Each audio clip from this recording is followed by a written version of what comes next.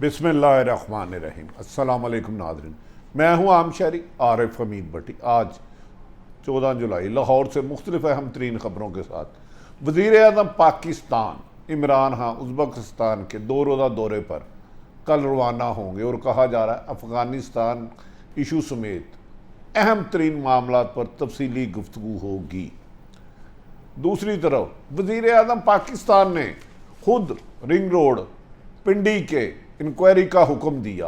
आज anti corruption ने साबक commissioner और लैंड रेवेन्यू अफसर को गिरफ्तार कर लिया। तहम सियासी अफसरान को लगता है शख्सियात को क्लीन चिट मिल गई। क्या एहतसाब में वज़ीर आज़म पाकिस्तान को भी हक़ाइक़ से दूर रखा गया और ये कहा गया बाकी इन्वेस्टिगेशन इंक्वायरी करेगी। क्या वज़ीर आज़म पाकिस्तान असल मुल्ज़मान को कानून के दायरे में ला पाएंगे? ये वज़ीर आज़म का इम्तिहान होगा। इसमें उनके एक मशीर और एक वज़ीर और दीगर कई अहम तरीन शख्सियात का नाम आ रहा है। नाज़रीन, आखिर में आपसे चंद बातें करेंगे। आज कश्मीर में आप जानते हैं इलेक्शन हो रहे हैं। मरीम नवाज साहबा PTI और नून लीग पीपल्स पार्टी तमाम जमातों ने अखलाकियात की धचकियाँ उड़ा दी। गद्दारी से लेके डाकू तक के लकाबात से नवाजा गया। क्या ये सियासत के लिए ख़तरा है या सियासत अब गंदगी की तरफ जा रही है? क्या सियासतदान इससे कुछ सीखेंगे या आने वाले दिनों में मज़ीद एक दूसरे पर कीचड़ उछालाया जाएगा? बदकिस्मती ये है कि इन सियासतदानों की जमातों के सरबराह भी अपने रहनुमाओं से गिरी हुई अखलाक से गिरी हुई बातों का भी नोटिस नहीं ले रहे, जबकि अवाम में इसे सख्त नापसंद किया जा रहा है।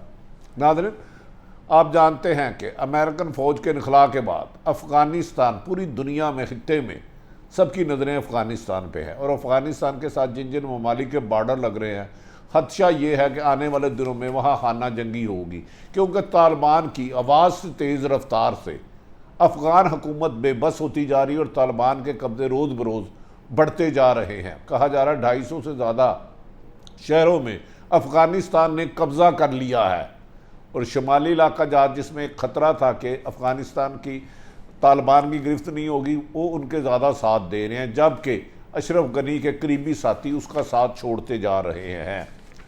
नाज़रीन, इसी सिलसिले में आज एक पाकिस्तान में ब्लास्ट हुआ जिसमें कुछ चीनी लोग जान बहक हो गए। कहा जा रहा है ये भी अफ़गानिस्तान में होने वाली कार्रवाई का खदशा है कि इसके पीछे भी भारत का बज़ाहिर बादिउल नज़र में हाथ लगता है कि इस दहशतगर्दी की वारदात में भारत का हाथ है और अफ़गानिस्तान में जो अमेरिका फ़ौज का इनखला हुआ उसके असरात पाकिस्तान में आना शुरू हो गए हैं।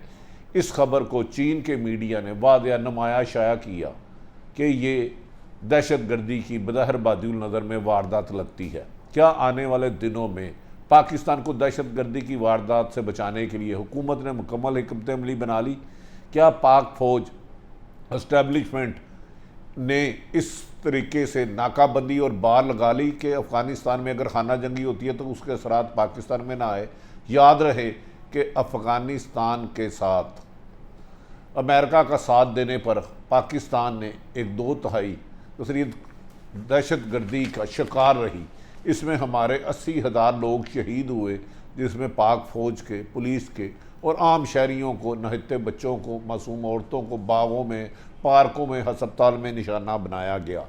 इसी वजह से वज़ीर आज़म इमरान खान ने कहा था कि मैं अमेरिका का अपनी बेस नहीं दूंगा, लेकिन इसके बावजूद आइनी दफ़ाई तजिया निगार कह रहे हैं कि अगर अफ़गानिस्तान का अमन तबाह होता है जिसमें अमेरिका दिलचस्पी ले रहा है वहाँ खाना जंगी करवाने के लिए और भारत उसके असरात पाकिस्तान में आएंगे और पाकिस्तान में दहशतगर्दी की वारदातों में इजाफा हो सकता है।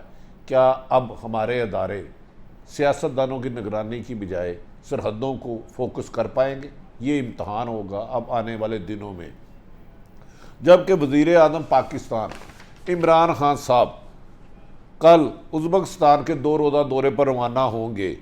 ये दावत उनको वज़ीर आज़म पाकिस्तान को उज़्बेकिस्तान के सदर ने दी है। कहा जा रहा है कि वज़ीर आज़म के हमरा आला सतही वफ़द भी शामिल होगा, जबकि वज़ीर ख़ारजा मशीर तजारत समेत दीगर कबीना के अरकान वज़ीर आज़म के हमरा होंगे और पाकिस्तानी कारोबार कम्युनिटी का एक बहुत बड़ा डेलीगेशन आगे है। कहा जा रहा है कि यहाँ अफ़गानिस्तान के मामलात और सरहदी, क्योंकि उज़्बेकिस्तान की भी बॉर्डर अफ़गानिस्तान से मिल रहा है, वज़ीर-ए-आज़म 1-to-1 मुलाकात में उसमें तफसीली गुफ्तगू करेंगे, जबकि कारोबारी मामलात में भी अहम मुआहदों की तवक्को की जा रही है कि वज़ीर-ए-आज़म इमरान खान वहाँ उज़्बेकिस्तान और पाकिस्तान के दरमियान कारोबारी हज़रात के लिए अहम मामला तय करेंगे। वज़ीर-ए-आज़म की उज़्बेकिस्तान के सदर से 1-to-1 मुलाकात भी है, जिसमें अफ़गानिस्तान के बारे में दोनों मुल्क बन के हिकमत अमली बनाएंगे। नाज़रीन, दूसरी तरफ ये भी कहा जा रहा है कि वज़ीर-ए-आज़म खान पहले पाकिस्तान उज़्बेकिस्तान फ़ोरम से भी ख़िताब करेंगे। दोनों ममालिक के दरमियान मुख्तलिफ़ शोबों में ताउन के मुआहदों पर भी दस्तखत किए जाएंगे। नाज़रीन, ये दौरा कितना अहम है, क्योंकि अफ़गानिस्तान के साथ जिन जिन के ममालिक के बॉर्डर लग रहे हैं वो इसी खदशे के पेश नज़र हिफाजती इंतज़ाम कर रहे हैं कि उनके मुल्क में अगर दहशत गर्दी की लहर अफ़गानिस्तान में आती है तो उससे बचाव के लिए वो मुकम्मल इंतज़ाम कर सकें। दूसरी तरफ वज़ीर-ए-आज़म पाकिस्तान ने रिंग रोड पर इंक्वायरी का हुक्म दिया था। उन्हें इंक्वायरी मिली थी कि रिंग रोड का फासला तकरीबन 26 किलोमीटर बढ़ा दिया गया और ये कहा गया कि ये रिंग रोड का मंसूबा जो रावलपिंडी में था 2 अरब का होना था, जिसकी लागत 60 अरब तक ले जाई गई, जिस पर वज़ीर-ए-आज़म ने इंक्वायरी का हुक्म दिया और इंक्वायरी मौजूदा उस वक़्त के कमिश्नर महमूद को तब्दील कर लिया गया और गुलजार हुसैन को कमिश्नर रावलपिंडी तैनात किया गया, जिन्होंने अपनी इब्तदाई इंक्वायरी में साबिक़ कमिश्नर महमूद और दीगर कुछ रहनुमाओं को बादिउल नज़र में मुल्ज़म करार दिया और बेनिफिशरी करार दिया और कहा कि इस फ्रॉड में ये मुलव्वस है। इसमें उन्होंने वज़ीर-ए-आज़म के मशीर जुल्फ़ी बुखारी पर भी एक लाइन की, जिसका उन्होंने टीवी प्रोग्राम में कहा कि जुल्फ़ी बुखारी ने कहा कि मेरे पर गलत इल्ज़ाम लगाया, मेरी शोहरत को नुकसान पहुँचाया गया और जुल्फ़ी बुखारी ने जो वज़ीर-ए-आज़म के मामले खसूसी थे इस्तीफ़ा दे दिया। चंद रोज़ कबल इस्तीफ़े देने वाले जुल्फ़ी बुखारी ने मौजूदा कमिश्नर रावलपिंडी जिन्होंने उनके खिलाफ तहकीकात की थी उन्हें गिल्टी करार दिया था, बेनिफिशरी करार दिया था, उसके खिलाफ हद तक इज़्ज़त का 1 अरब का दावा कर दिया है।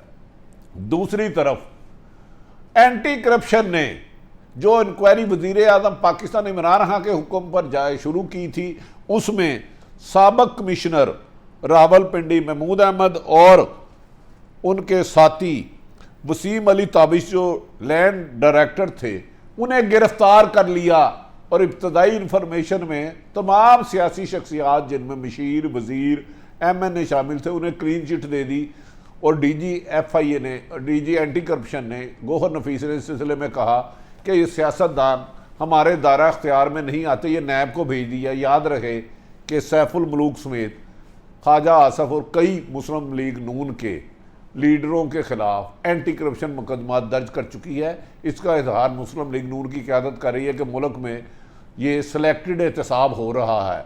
वज़ीर-ए-आज़म ने जिसमें करप्शन का इजहार किया था, 5 जंक्शन बनाए गए थे, 2 अरब के प्रोजेक्ट को 60 अरब तक ले जाया गया था, उसमें अगर साबिक़ कमिश्नर गिरफ्तार हो सकता है और लैंड डायरेक्टर हो सकता है तो ये इनकी प्रॉपर्टियाँ तो वहाँ नहीं थी। अगर जिन हाउसिंग सोसाइटी और MP वज़ीरों और MNO के कहने पे रूट को लंबा किया गया और उनको बेनिफिट देने के लिए मूवमेंट की गई, उन तमाम सियासतदानों को बचाना एहतसाब के नाम को बदनाम करने के मुतरादिफ है।